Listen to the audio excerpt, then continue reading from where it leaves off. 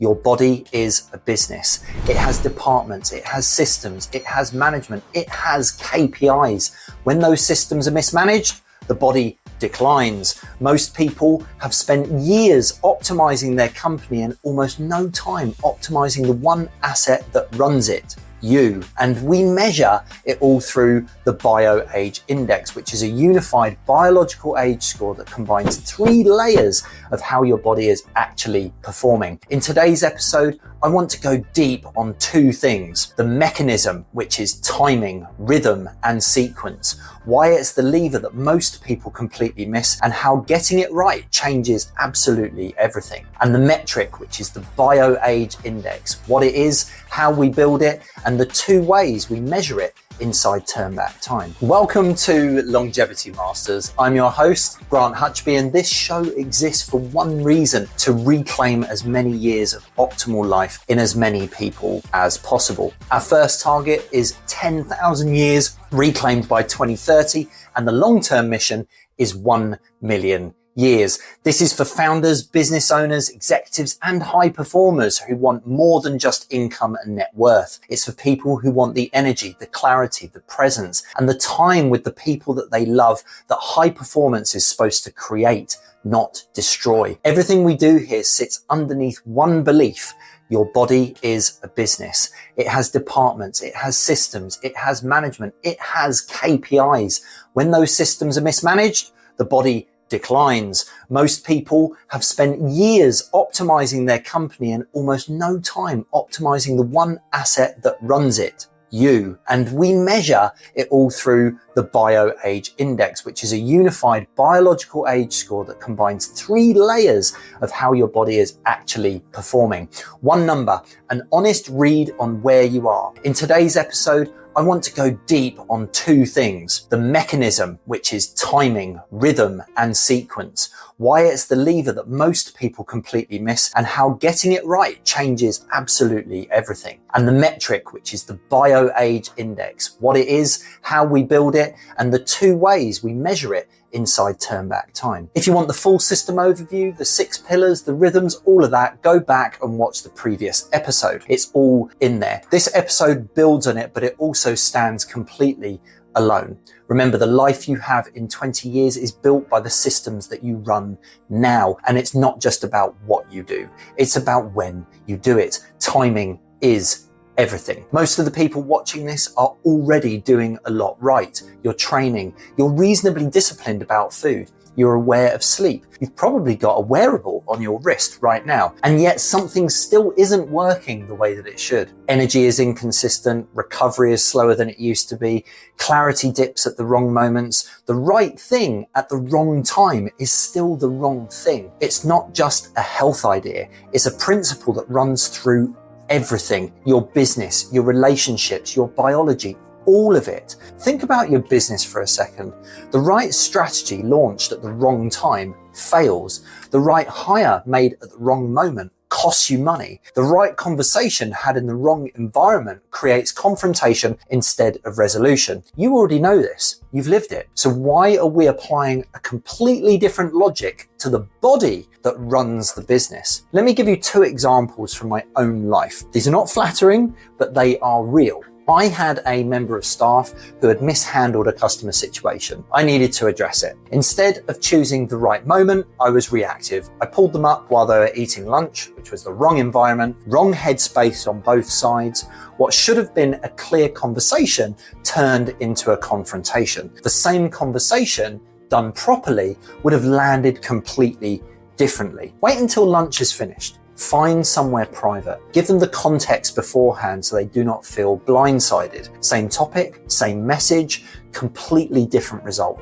The only variable was the timing. I've done the exact same thing at home. Something happens, it needs addressing, and instead of choosing the moment, I blurt it out in the supermarket, around family, in the car. What could have been a calm conversation becomes an aggravated scenario. I've had to learn the hard way more than once.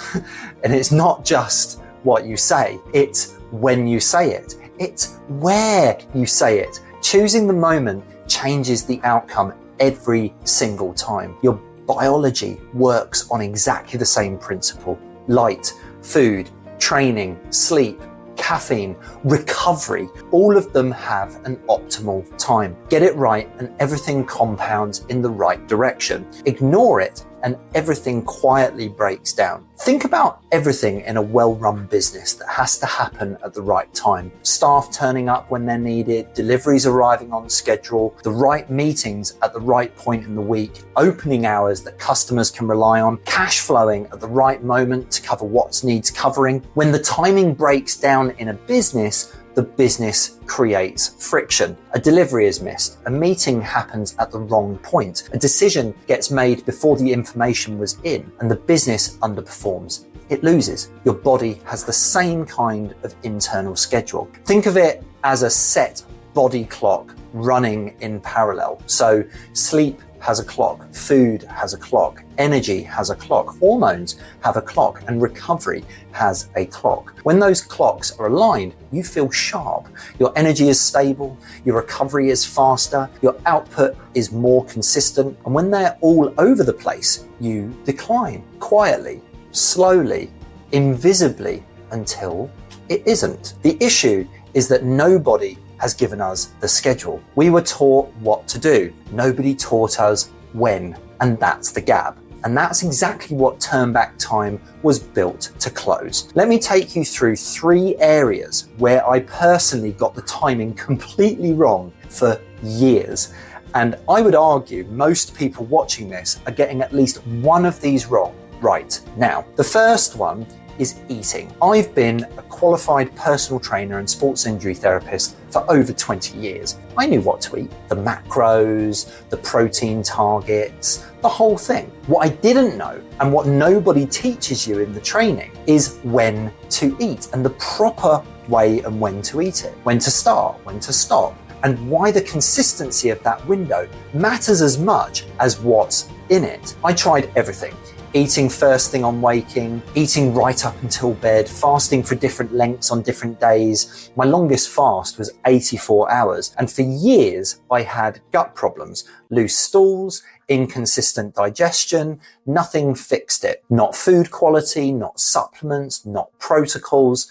The only thing that fixed it was a consistent eating window. Same start time, same stop time, every single day. Stopping eating 3 to 4 hours before bed transformed my sleep almost immediately. Delaying my first meal improved my metabolic flexibility in a way no other change had managed to do in the past. The window mattered more than the food. Get the timing right first, then refine what goes in it. The second thing is sleep. I spent years in the camp that less sleep equals more productivity. That was absolutely wrong. Sleep is the enabler of productivity, not the enemy of it. But the timing piece took me longer to understand. During the week, I was consistent. Same rough wake time, same bedtime. I functioned reasonably well. But the weekends were for catching up. Lie-ins, late nights, using that time to recover from the week. The result was Monday morning fog, or the Monday blues. Heavy, slow, groggy. I always put it down to the week ahead. It was actually the weekend behind. What I'd done was shift my sleep window by 2, sometimes 3 hours across Saturday and Sunday. And my body clock had to readjust every single Monday. It's essentially self-inflicted jet lag, and it's more common than most people realize. When I kept the sleep window roughly consistent 7 days a week, Monday blues almost disappeared. I still enjoyed weekends fully. I still had the occasional late night, but the rhythm stayed much more consistent. Not rigidity, consistency. And that's the 80-20 rule, not perfection. 80% of the time, your sleep window stays roughly the same. You get the 20% to slip, life requires it, but the 80% is what protects the clock. So the third thing was caffeine. I have to talk about caffeine because I think a lot of people watching this are exactly where I was. When I was younger, I was stacking everything: Red Bull, caffeine tablets, pre-workouts on top of pre-workouts. I was incredibly tolerant to caffeine. I still am, to the point where I could have a double espresso at 10 p.m. and fall asleep by 11. I used that as evidence that it wasn't affecting my sleep. It was completely the wrong evidence. Caffeine has a half-life of around 6 hours. So if you have caffeine at 4 p.m., half of it is still in your system at 10 p.m. You might fall asleep, but the quality of that sleep takes a hit. Your body does not repair as well overnight. You wake up less recovered than you should be. When I started properly measuring my sleep, the pattern was undeniable. Caffeine too late, sleep score drops, energy the next day suffers, and I reach for more caffeine, and the cycle compounds in the wrong direction. Now I use it completely differently. One coffee, delayed at least 90 minutes after waking. On some days, it's closer to 3 hours. And it's timed before something important where I want that mental edge. I've always finished as well at least 8 hours before bed. Same substance, completely different outcome. That's the timing principle in its simplest form. And here's what I didn't expect. When I got the timing right, eating, sleep, training, caffeine, the change wasn't just physical. I got calmer, more conscious, less reactive. The snapping stopped. The phone habit became easier to manage. The presence came back. My wife noticed. My kids felt it. The people I work with got a different version of me. And I made that full connection in 2024. When my biology was running properly, everything around me started functioning better too. Not because of some dramatic intervention, because the system underneath everything was just running the way it was supposed to. That's what longevity actually is. It's not living longer to sit in a chair. It's performing better for longer, so the people who matter most get the best of you, not what's left after the day has taken everything out of you. So before we get into the metric, I want to tell you our promise, because everything I just walked through, the eating window, the sleep window, the caffeine window, these are not theories. The behaviors inside the turn back time system are built from evidence-based levers that are known to influence the drivers of biological aging.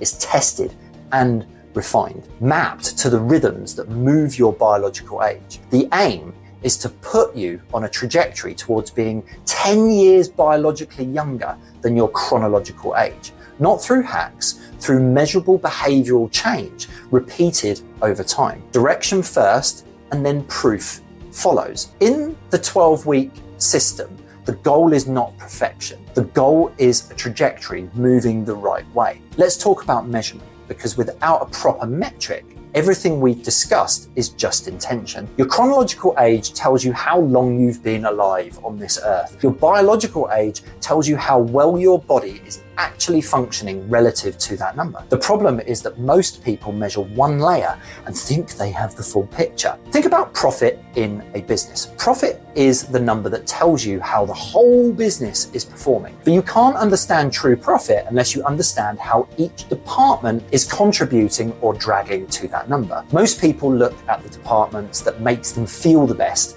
and use that as their read, their one source of truth. But the department they are ignoring is often the one creating the most drag. That's the one that actually is aging them. The BioAge Index fixes it. It combines 3 layers.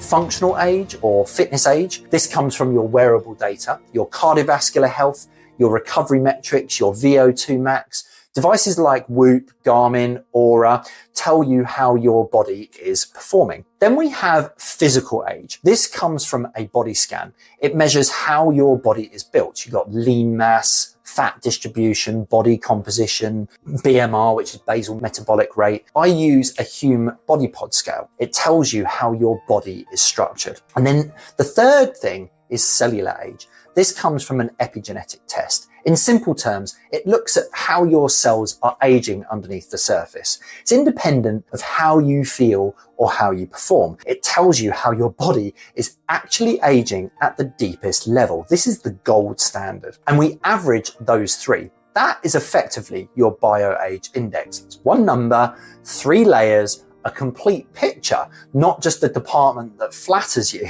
but there's one more piece. And this is where most platforms fall short. None of the existing platforms, wearable, body scan, or an epigenetic test include grip strength, dead hang, or blood pressure in their calculation. And that gap matters. Grip strength and dead hang tell us how strong the whole system is, not just one muscle. Your hands, your shoulders, your core, your nervous system, all working together under tension. The research on grip strength as a predictor of how long you'll actually live is some of the most consistent data in longevity science. Your wearable measures your cardiovascular fitness. It tells you nothing about your strength, and strength is one of the most important variables in longevity and how long you're going to live. Blood pressure is one of the most critical cardiovascular markers we have. It's silent and often it's unmonitored. It's directly connected to how fast you're aging at a vascular level. So we include all 3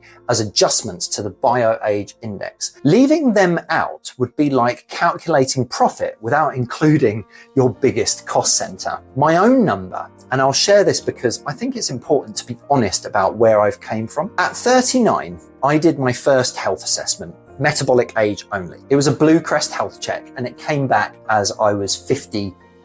At 39, my metabolic age was 51. I'd spent 20 years in fitness. I knew the protocols. I was doing a lot of the right things, but I was doing them at the wrong time. The result sent me on a research journey into longevity specifically, not fitness, not general performance, how you actually reverse biological age. More recently, when I ran a full bio-age index composite, which was wearable data, body scan, epigenetic test, and all 3 adjustments, I came out at 9.6 years younger than my chronological age. It's measurable, it's data backed, and the biggest single lever was not a new protocol, it was timing. Inside turn back time, we measure biological age in 2 distinct ways, and the difference between them matters. The first is the full bio-age index composite, which is wearable data, body scan, epigenetic test, grip test, dead hang, and blood pressure. It's precise. It's where you are right